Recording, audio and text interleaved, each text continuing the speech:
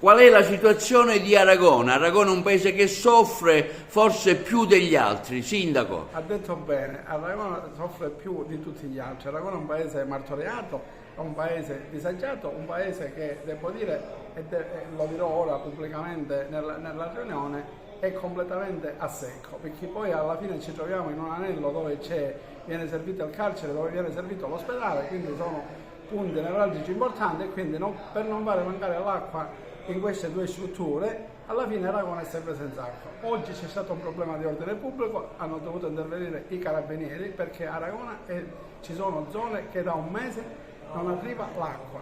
Io oggi pretendo risposte da parte delle istituzioni, anche perché alla fine è finito il tempo di andare e venire dal genio civile, dall'AICA, dall'ATO, dalla prefettura, perché ormai la gente non ne vuole sapere più, la gente se la prende chiaramente con l'amministrazione locale dicendo che siamo degli incapaci, e forse hanno anche ragione, perché a oggi non riusciamo ad avere completamente risposte. Quindi noi chiediamo a gran voce che sia la regione sia il ministero si adoperano affinché si possa arrivare a una soluzione per evitare questa drammaticità che sicuramente sfocerà anche in problemi di ordine pubblico.